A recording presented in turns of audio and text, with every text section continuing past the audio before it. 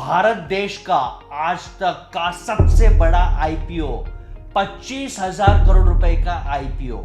LIC का IPO था 21,000 करोड़ रुपए का। मार्केट से काफी लिक्विडिटी उठा लिया। इससे भी आगे कौन है भाई 25,000 करोड़ का आईपीओ? एक ऐसे कंपनी का नाम लेने वाला हो जिसको बनाया एक खेतों में काम करने वाले लड़के ने। बात कर रहा हूं मैं चुंग जू यांग की, और ये कंपनी का नाम है हुंडई। हुंडई आज भारत में सेकेंड या थर्ड रैंक पे आता है, सबसे बड़ा मैन्युफैक्चरिंग और सेलिंग कंपनी पे है, और इंडिया में मार्केट शेयर 14.5% से ऊपर का है। ये टाटा मोटर्स, महिंद्रा और होंडा को तो उसने पछाड़ दिया, और मारुति के बाद हुंडई ही लोगों को पसंद आता है। और पूरे वर्ल्ड की अगर बात करूं तो Hyundai third largest manufacturing car company है। 2023 का उनका ग्लोबल रेवेन्यू 112 बिलियन डॉलर्स है, यानी मोटा मोटी 9 लाख करोड़ रुपए। और हुंडई ने भारत के एसयूवी मार्केट पर अपना रोब जमा लिया है, बहुत स्ट्रॉन्ग ग्रिप है। तो आज के वीडियो में हम देखते हैं कि कैसे हुंडई इतना बड़ा कंपनी बना, और खास करके चुंग जू यंग जो इतने गरीब परिवार थे, उन्होंने क्या स्ट्रगल किया और इतना बड़ा एम्पायर कैसे बनाया। वीडियो स्टार्ट करने से पहले मैं हूं बसेश गाला, आपका बिजनेस ग्रोथ मेंटोर। मेरा नमस्कार स्वीकार करिए, और मेरी तरफ से आप सभी को जय श्री राम और जय जिनेन्द्र।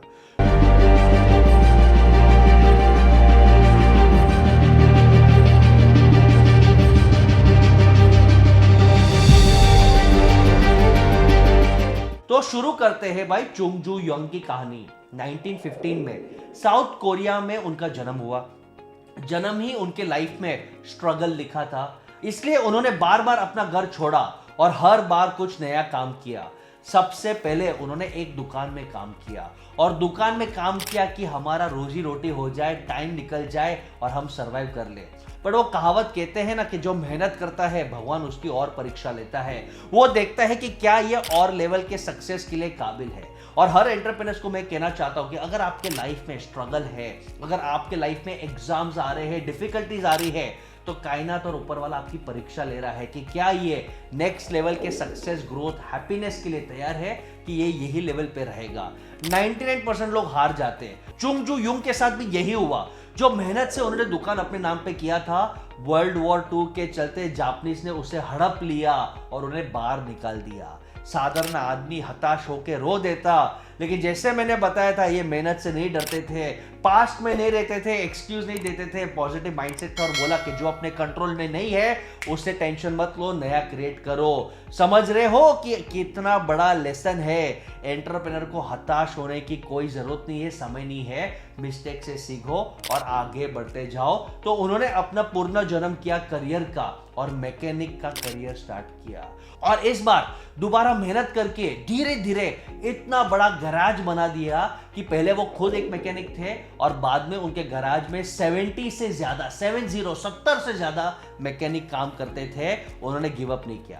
बट अब ये कंफर्ट जोन में नहीं आना चाहते थे। हम बहुत सारे सेठ जी और एंटरप्रेन्योर्स को देखते हैं कि भाई धंधा बहुत किया, मेहनत बहुत किया, अब हम कंफर्ट जोन में। भाई साहब, इन्होंने बोला कंफर्ट जोन को मारो गोली, मुझे और बड़ा करना है, और बड़ा बनना है, और बड़े सपने करने हैं, देश के लिए, सोसाइटी के लिए और कुछ करना है। और यही सपने को देखते 1947 में उन्होंने शुरू किया हुंडई इंजीनियरिंग एंड कंस्ट्रक्शन। एक छोटे से कंस्ट्रक्शन से एक काम स्टार्ट किया, जहां पे धीरे धीरे उन्होंने नेटवर्किंग किया, क्वालिटी दिया, एक्सीलेंस दिया, और बड़े बड़े प्रोजेक्ट्स किए। और क्या प्रोजेक्ट्स किए? रोड बनाए, ब्रिजेस बनाए। शायद इंडिया जैसा नहीं कि रोड बनाया, ब्रिज बनाया, टूट गया कि खराब हो गया। क्वालिटी बनाया, जहां पे उन्होंने अपना नाम बड़ा कर दिया। लोगों को लगा कि हुंडई आज एक अच्छा कंपनी है, बड़ा कंपनी है, रेप्यूटेड कंपनी है, और लोगों का ट्रस्ट जीत लिया। और अब वो और भी हैप्पी नहीं थे, उन्हें और बड़ा जाना था, सिस्टमैटिक नेक्स्ट लेवल पे जाना था। और उन्होंने 1975 में ऑटोमोटिव सेक्टर में एंट्री की, और तभी उन्होंने देखा कि साउथ कोरिया में एक गैप है। लोगों को एक मास प्रोड्यूस कार चाहिए, वैल्यू फॉर मनी सस्ता कार चाहिए, लेकिन उसमें एक अच्छा डिजाइन चाहिए, उसमें अच्छी रिलायबिलिटी चाहिए। लेकिन उन्होंने देखा कि भाई आदमी के पास ऑप्शन है, कम पैसे में अच्छा इंजन भी चाहिए, अच्छा डिजाइन भी चाहिए। और यही सोच ने उन्होंने नेटवर्किंग और इनोवेशन पे पुश किया, और उन्होंने हेल्प ली दुनिया के सबसे बेस्ट लोगों से। डिजाइन के बाप होते हैं इटालियंस, और Japanese are known for excellence electronics and electricals. तो भाई जियोर्जियो ग्लुगारियो एक इटालियन से डिजाइन बनवाया और जापानीज कंपनी मित्सुबिशी से इंजिन्स का उन्होंने स्टडी किया और इंजिन्स बनाया और मिलके कोलैबोरेट करके उन्होंने एक गाड़ी का लॉन्च किया जिसका नाम था पोनी।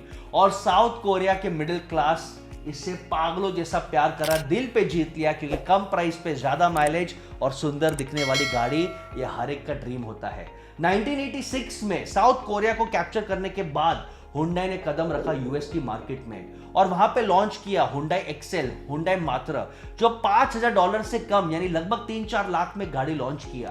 यूएस में भी तहलका मचा दिया, पहले साल में ही 1,68,000 गाड़ी का सेल हो गया, यानी पहले साल में ही इतना सेल के बड़ा माइलस्टोन और पूरा वर्ल्ड का कार मैन्युफैक्चरिंग ऑटोमोबाइल इंडस्ट्री हिल गया। यूएस तो ठीक था, लेकिन ये इंडिया है बाबू, और भारत में उन्होंने कैसे झंडे गाड़े हैं समझते हैं। भारत में मारुति दबा दबा के चलता है और बहुत कंपनीज था, तो साउथ कोरिया ने एक चीज बहुत अच्छा किया, उन्होंने बोला कि ये इंडिया है, यहाँ पे हम हमारे जो गाड़ी अब्रॉड चल रहे हैं वही गाड़ी हम नहीं बेचेंगे, कि इंडियंस को और वैल्यू फॉर मनी चाहिए और डिजाइन चाहिए और कुछ एक गाड़ी ऐसा चाहिए जो दिल पे राज कर सके।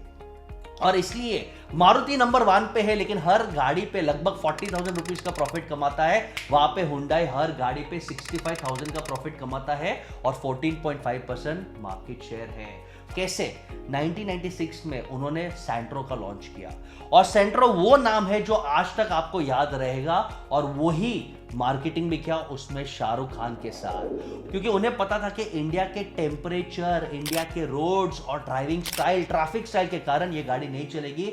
सेंट्रो लॉन्च किया और सेंट्रो में सबसे ज्यादा उन्होंने क्या मेहनत किया कि हम एक ऐसा बेहतरीन इंजन दे जहां पे माइलेज निकले, स्ट्रॉन्ग रेजिलिएंट पावर हो, कम मेंटेनेंस हो, और इसलिए सेंट्रो हिट हो गया। In fact Santro was indirectly known as the taxi car. काफी टैक्सी वाले ने भी सेंट्रो चलाया कि ये गाड़ी लंबा टिकता है, ठीक ठाक दिखता है, और इसका सहल तहलका मचा दिया। और फिर एक ऐसा टाइम आता है कि जब उन्होंने देखा कि इंडियन कस्टमर्स को डिजाइन, फीचर्स चाहिए और कम प्राइस में चाहिए, और खास करके यूथ को चाहिए, यानी 25 साल से 35 साल के बीच में यूथ को चाहिए। वहां पे आपको डिजाइन और फीचर्स चाहिए तो आपको महंगे गाड़ी में जाना पड़ेगा, और मारुति है सस्ता सुंदर टिकाऊ, तो इसके बीच में गैप, यहाँ पे हुंडई ने तहलका लगाया और दिमाग लगाया और लॉन्च किया एक बेहतरीन गाड़ी i10 और i20।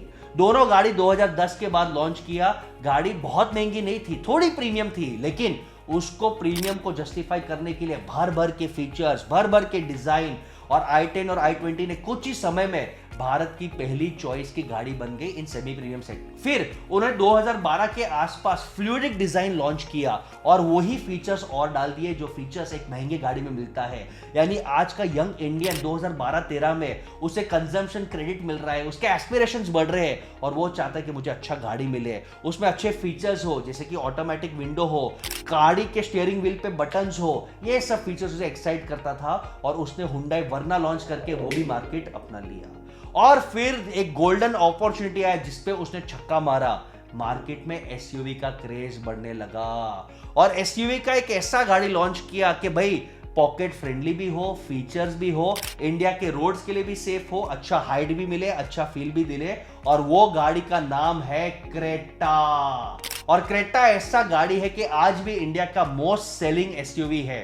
हुंडई ने सिर्फ क्रेटा और उसका मिनी एसयूवी वेन्यू, इसका सेल 2022 में 2.5 लाख यूनिट्स की। इमेजिन करो, एक साल में 2.5 लाख यूनिट्स, यानी एसयूवी मार्केट को भी कैप्चर कर लिया और भारत के मार्केट पे पूरी डोमिनेंस रखी उन्होंने। इनका बिजनेस मॉडल तो बहुत यूनिक है, आगे भी उन्होंने बहुत इनोवेशन ट्राई किया, वो इनोवेशन चला नहीं, लेकिन इसका बिजनेस मॉडल बहुत अच्छा है। ये पूरा वर्टिकल इंटीग्रेशन खुद करते हैं। वर्टिकल इंटीग्रेशन बोले तो कि भाई रॉ मटेरियल से लेके, सप्लाई से लेके, मैन्युफैक्चरिंग से लेके डिलीवरी तक सब इनके कंट्रोल में है, यानी कॉस्ट और क्वालिटी कंट्रोल, और कोई कंपनी पे डिपेंड होने की जरूरत नहीं है। दुनिया भर में 5,000 से ज्यादा शोरूम्स है और सबसे बड़ा प्रॉब्लम इंडिया में महंगे गाड़ी में आता है मेंटेनेंस और सर्विसिंग। मारुति सबको क्यों पसंद है? क्योंकि मारुति में कम मेंटेनेंस है। इनोवा क्यों पसंद है? क्योंकि लंबा चलता है, और हुंडई ने भी यही किया, A1 सर्विसिंग। छोटे शहर से लेके बड़े शहर तक जहां पे भी आपको हुंडई जेन्युइन पार्ट्स मिलता है, सर्विसिंग मेंटेनेंस इतना महंगा नहीं है, यानी पॉकेट फ्रेंडली है। और इसके साथ साथ हर साल अपने एनुअल रेवेन्यू में 5% यानी $4 बिलियन, जो कि इंडियन रुपी में 33,200 करोड़ रुपीस है, इतना पैसा वो सिर्फ रिसर्च और डेवलपमेंट में लगाता है। आप इमेजिन करो, $4 बिलियन, इनकम का 5% हिस्सा R&D, कि हम और क्या फीचर्स डाल सकते हैं और क्या एक्साइट कर सकते हैं, और ये इनको एक स्ट्रॉन्ग कंपनी बनाता है। और यही स्ट्रैटेजीज के कारण कंपनी लगभग हर साल 75 लाख कार यानी 7.5 मिलियन गाड़ी बनाता है, और हर साल उनका प्रॉफिट और कैश फ्लो भी अच्छा है। कैश फ्लो बोले तो हाथ में हर महीने पैसे अच्छा आता है।